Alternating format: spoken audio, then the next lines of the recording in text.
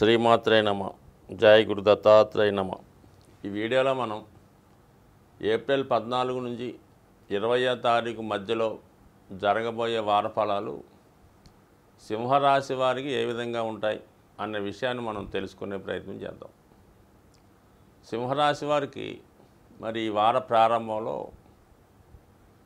గురువు రవి భాగ్యస్థానంలో సంచరించడం ఒక విధంగా ఇది రాజకీయ రంగంలో ఉన్న వాళ్ళకి ఒక మంచి అభివృద్ధి, వాళ్ళు చేపట్టిన కార్యక్రమాలు విజయవంతం అవడం, ఎక్కడికి వెళ్ళినా ప్రజా సహకారం 100% రావడం జరుగుతూ ఉంటుంది.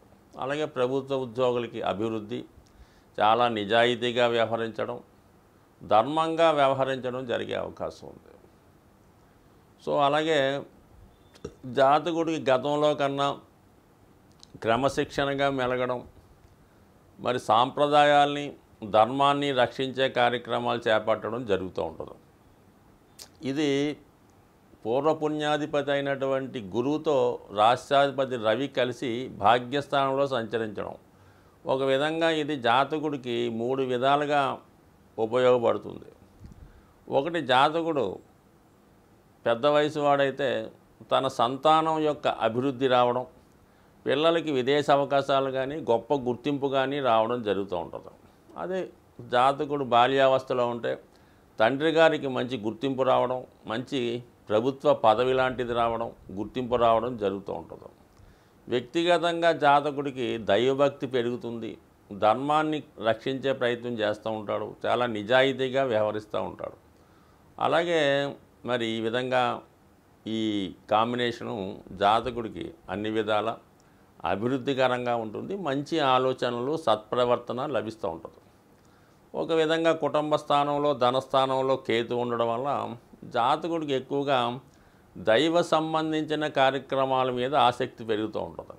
కుటుంబంలో ఏదో ఒక శుభకార్యం జరిగించడం కానీ, దగ్గరలో ఉన్నటువంటి దేవాలయాల్లో ధర్మకర్తగా వ్యవహరించడం కానీ, అక్కడ ఉన్నటువంటి వ్యవహారాలు చూడడం కానీ, లేదంటే 10 మందికి ఒక మంచి మార్గంలో పెట్టే ప్రయత్నం చేయడం, దైవ సంబంధించిన కార్యక్రమాల్లో ఎక్కువగా కాలాన్ని గడపడం, ఇటువంటి మోక్షకారిక కార్యక్రమాలు, ధర్మాన్ని రక్షించే కార్యక్రమాలు చేయడం జరుగుతూ ఉంటుంది. ఒక విధంగా ఇప్పుడు రాజకీయ రంగంలో ఉన్నవాళ్ళు కూడా చాలా బిజీగా, గుర్తింపుగా ఏదో ఒక గోల్ పెట్టుకొని అది సాధించే ప్రయత్నం చేయడం జరుగుతూ ఉంటుంది. సో ఇవన్నీ అనుకూలంగా ఉన్నాయి, బాగున్నాయి. కుజుడు ఈ రాశికి యోగకారకుడు. అటువంటి కుజుడు మరి చతుర్థ భాగ్యాధిపతిగా 7వ స్థానంలో సంచరించడం, అక్కడ ఉన్నటువంటి శనితో కలిసి ఉండడం వల్ల ఒక విధంగా జాతకుడు ఎవరినైతే బాగా నమ్ముతాడో, ప్రస్తుతం ఎవరైతే మనకి బాగా సహకారిగా ఉంటూ మన అభివృద్ధికి కారణం అవుతాడో అటువంటి వాళ్ళు సడన్గా మీ నుంచి దూరం అవడం కానీ, అపోజిషన్ పార్టీ వాళ్ళతో చేరడం కానీ, మీపై విమర్శల వర్షం కురిపించడం కానీ, మిమ్మల్ని వెన్నుపోటు పడడం కానీ జరిగే అవకాశం ఉంది. అంటే మీరు అత్యంత ఆప్తులైన నమ్మే వ్యక్తులు ప్రస్తుతం మీ నుంచి దూరమై మీకు వెనిమిగా ప్రత్యర్థిగా మారే సూచనలు ఉన్నాయి. కాబట్టి సాధ్యమైనంత వరకు సింహరాశి వారి జీవితంలో ఎప్పుడో ఒకసారి ఈ విధమైనటువంటి ఎదురు దెబ్బలు తగులుతూ ఉంటాయి. అత్యంత కీలకమైన సమయంలో కావలసిన వాళ్ళు దూరం అవుతుంటారు. సింహరాశి వారికి ఉన్న మిస్టరీ ఏంటంటే తన చుట్టూ ఉన్నవాళ్ళు, తన బంధువులు అందరూ కూడా మనకు కావలసిన వాళ్ళు అనుకుంటుంటారు. అందరినీ సమన్యాయంతో అందరి బాధలు అర్థం చేసుకుంటారు, అందరికీ సమానంగా చూస్తూ ఉంటారు. కానీ అవతల వారి నుంచి అటువంటి ప్రేమని, అభిమానాన్ని పొందలేకపోతుంటారు. నిజంగా అవసరం వచ్చినప్పుడు తెలుస్తూ ఉంటుంది ఎవరు మనవాళ్ళో, ఎవరు పరాయి వాళ్ళో, ఎవరు స్వార్థం కోసం ఉన్నాలో తెలుసుకుంటూ ఉంటాడు. ఎంత తెలుసుకున్నా మళ్ళా పొగిడి బాబు తప్పైందంటే మళ్ళీ వాళ్ళని చేరదీసి వాళ్ళని నమ్ముతూ ఉంటాడు.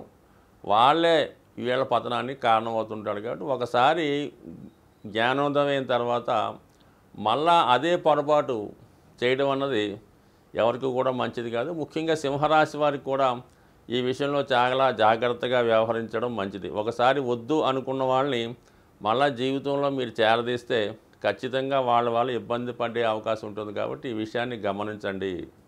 ఇక మనకి 7వ స్థానంలో శని కుజులు కలయిక. అంటే శని కుజులు సహజంగా 2 శత్రుగ్రహాలు ఏ భావంలో కలిస్తే ఆ భావం డ్యామేజ్ అవ్వడం జరుగుతూ ఉంటుంది. సప్తమం ముఖ్యంగా ఏం చెప్తుందంటే వైవాహిక బంధాన్ని, మనం ఎవరితోనో కలిసి వ్యవహారాల్ని, ఎఫైర్స్ని చెప్తూ ఉంటుంది. ప్రస్తుతం వాటికి భంగం కలిగే అవకాశం ఉంది. తాత్కాలికంగా అయినా సరే ఈ అన్యోన్యత విషయంలో ఇబ్బందులు కలిగే అవకాశం ఉంది. అలాగే దశమం సప్తమ భావం అవుతుంది కాబట్టి ఉద్యోగ సంబంధించిన విషయాల్లో అధికారుల నుంచి ఒత్తిడి రావచ్చు, సహ ఉద్యోగుల నుంచి ఇబ్బందులు ఎదుర్కోవచ్చు, సడన్గా స్ట్రగుల్ కూడా పడవచ్చు, ఉద్యోగంలో సమస్యలు రావచ్చు.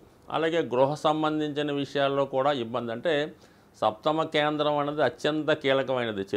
చతురం అవుతుంది, సప్తమం అవుతుంది, లగ్నం మీద కూడా విశేష ప్రభావం చూపిస్తుంది. అందువల్ల ఈ కుజ శనులిద్దరూ కూడా లగ్నాన్ని వీక్షించడం వల్ల జాతకుడు ప్రతి పని ఆలస్యంగా చేయడం, తర్వాత చేద్దాం అనుకొని పోస్ట్పోన్ చేయడం జరుగుతూ ఉంటుంది. అందుకని ఎప్పుడు కూడా కేంద్రాల్లో శుభగ్రహాలు ఉంటే జాతకుడు జీవితంలో ఉన్నత స్థాయికి వెళ్ళడం జరుగుతుంటుంది. అదే పాపగ్రహాలు ఉన్నప్పుడు నిరంతరం ఒక దోషంతో ఎప్పుడూ లేజీగా ఉంటూ పనులు వాయిదా వేస్తూ ఇతరుల మీద ఆధారపడే విధంగా ఉంటుంది. మరి ప్రస్తుతం గోచారీత్యా 2 పాపగ్రహాలు సప్తమ స్థానం సంచరిస్తూ జాతకుడికి వచ్చిన అవకాశాలని ఏదో విధంగా స్వయం కుపరాధం వల్ల, సెల్ఫ్ మిస్టేక్స్ వల్ల పోగొట్టుకునే అవకాశం ఉంటుంది. బట్ ఈ దోష నివారణ నిమిత్తం జాతకుడు కంపల్సరిగా ప్రతి మంగళవారం హనుమాన్ ఆలయ దర్శనం, ప్రతిరోజు హనుమాన్ చాలీసా పారాయణ చేయడం, వీలైతే మంగళవారం హనుమానికి తమలపాకులతో ఆరాధన చేయడం వల్ల జాతకుడికి ఖచ్చితంగా శత్రువులు మిత్రులుగా మారే అవకాశం ఉంది. సాధారణంగా ఈ రాశి ఫలాలు చూస్తున్న వాళ్ళకి అనేక రకాల సందేహాలు రావడం జరుగుతూ ఉంది. ఒకే రాశిలో ఉన్నంత మాత్రాన అందరికీ ఒకే విధమైనటువంటి ఫలితాలు ఉండే అవకాశం లేదు. ఒక రాశిలో సాధారణంగా 3 నక్షత్రాలు రావడం జరుగుతుంటుంది. వారు జన్మించినటువంటి జన్మ నక్షత్రాన్ని బట్టి కూడా జాతకం ఆధారపడి ఉంటుంది. సో ఉదాహరణకి కర్కాటక రాశి తీసుకుందాం. కర్కాటక రాశిలో పునర్వసు 4వ పాదం, పుష్యమి, ఆశ్లేష నక్షత్రాలు ఉంటాయి. ఈ పునర్వసు నక్షత్రం 4వ పాదంలో మరి ఆది పురుషుడైనటువంటి శ్రీరామచంద్రుడు జననం జరిగింది. అదే ఆశ్లేష నక్షత్రంలో మరి లక్ష్మణుడు, ఆదిశేషుడు లక్ష్మణుడు గాను, శత్రుఘ్నుడు, ఈ 2 కూడా కవలలు ఈ ఆశ్లేష నక్షత్రంలో జన్మించడం జరిగింది. అదే పుష్యమి నక్షత్రంలో భరతుడు జన్మించడం జరిగింది. అంటే మొత్తం మీద 4 అన్నదమ్ములు కూడా కర్కాటక రాశి అందే జన్మించారు. అయితే అందరికీ ఒకే విధమైన ఫలితం జరిగిందా? మీరు ఒకసారి రామాయణాన్ని తెలుసుకున్నప్పుడు రాముడికి ఒక విధంగా జరిగింది, లక్ష్మణుడికి ఒక విధంగా జరిగింది, భరత శత్రుఘ్నులకు ఒక విధంగా జరిగింది. అది వివాహ విషయంలో అవ్వచ్చు, వాళ్ళ అన్యోన్య దాంపత్య విషయంలో అవ్వచ్చు, రాజ్యం రావడంలో అవ్వచ్చు.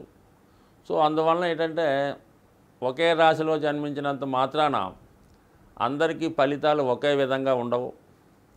వారి జన్మ నక్షత్రాన్ని బట్టి కూడా గోచార ఫలితాలు ఆధారపడడం జరుగుతూ ఉంటుంది. సో అలాగే మరి ప్రస్తుతం ఈ గురుగ్రహం భరణి నక్షత్రం మీద సంచరించడం జరుగుతుంది. సో ఈ భరణి నక్షత్రం మీద సంచరించడం వల్ల అశ్విని నక్షత్రం వారికి ఎలా ఉంటుందంటే మరి సంపత్తార మీద ప్రయాణించడం వల్ల వాళ్ళకి ఆర్థిక పరంగా చాలా అనుకూలంగా ఉంటుంది. అదే కృత్తికా నక్షత్రం వారికి ఎలా ఉంటుంది, పరమిత్రత రావడం వల్ల ఏంటంటే వాళ్ళకి ధనం ఖర్చు ఎక్కువ ఉంటుంది. సో ఈ విధంగా నక్షత్రాన్ని బట్టి కూడా గోచార ఫలితాలు మారుతుంటాయి. కాబట్టి మాకు ఇది జరిగిందండి, మాకు ఇది జరగలేదన్నటువంటి అపోహ మాత్రం పెట్టుకోవద్దు. కేవలం ఈ గోచార ఫలితాలు నామమాత్రంగా తీసుకోవడం, దాని తర్వాత జాతకంలో జరుగుతున్నటువంటి దశలు, అంతర్దశలు, విదశల మీదే జాతకం ఎక్కువగా ఆధారపడి ఉండడం జరుగుతూ ఉంటుంది. కాబట్టి సాధ్యమైనంత వరకు మీరు జాతక ఫలితాలను జాగ్రత్తగా తీసుకుంటూ పాజిటివ్ వరకు జాగ్రత్తగా తీసుకోవడం, పరిహారాలు లాంటివి ఏముంటే జాగ్రత్తగా పాటించుకోవడం అనేది ఉత్తమమైన పద్ధతి తప్ప ప్రతిదీ కూడా ఏదో స్త్రీ లాభం ఉందంటే స్త్రీ వస్తుందనో, ఏదో అంటే ఆర్థిక పరంగా బాగుంటుందంటే నిద్రుగుతుందనో అలాంటి అపోహలకి భ్రమలకి ఎట్టి పరిస్థితులు కూడా లొంగడానికి వీల్లేదు. ఎందుకంటే అనేక మంది ఒకే రాశిలో జన్మిస్తూ ఉంటారు, అనేక మందికి ఒక విధంగా ఉండదు. కాబట్టి మరి రాశి ఫలితాలు చూస్తున్న వాళ్ళు చాలా జాగ్రత్తగా చూసి దాన్ని ఏదో నామమాత్రంగా తీసుకోవడం మంచిది. ఇంకా మనకు మేలైన ఫలితాలు, ఉత్తమమైన ఫలితాలు కావాలనుకుంటే మీకు అందుబాటులో ఉన్నటువంటి ఒక మంచి జ్యోతిష్య పండితుడిని సంప్రదించడం వల్ల అది ఎలా ఉండాలంటే మీకు మీ ఒక్కరి జాతకమే కాకుండా మీ కుటుంబ సభ్యులు అందరి జాతకం, కొంతమంది వంశపారంపర్యంగా ఆ కుటుంబం అంతా కూడా ఒక గురువుని ఆశ్రయిస్తూ ఉంటారు. ఆ విధంగా వాళ్ళు ఖచ్చితంగా అందరి జాతకాలను బేరీ చేసి అందులో మీ జాతకాన్ని కూడా పరిశీలించి చెప్పడం జరుగుతుంటారు తప్ప కేవలం మీ ఒక్క వ్యక్తిగత జాతకం బట్టే కాకుండా మీ భార్య, మీ పిల్లలు, మీ అన్నదమ్ములు అందరి జాతకం కూడా జాతకం మీద ప్రభావం చూపిస్తుంటాయి. కాబట్టి ఇది చాలా సున్నితమైనటువంటి వ్యవహారం తప్ప ఏదో గురువు వచ్చాడు, శని వచ్చాడు, ఈ జాతకాలు మారిపోతాయని మాత్రం ఎట్టి పరిస్థితులు కూడా అనుకోవద్దు. ఇది అందరికీ అన్ని విధాల అన్ని గ్రహాలు జాతకుడికి అనుకూలించినప్పుడే చాలా అనుకూలంగా ఉంటుంది. ఒక గ్రహం బాగున్నంత మాత్రం శుభం జరగదు, ఒక గ్రహం పాడైనంత మాత్రం ఇబ్బంది కూడా జరిగే అవకాశం లేదు. కాబట్టి జాతకుడు జాగ్రత్తగా ఈ గోచార ఫలితాలను అన్వయించుకుంటూ దాన్ని కొంతవరకు తీసుకోవడమే మంచిది. స్వస్తి.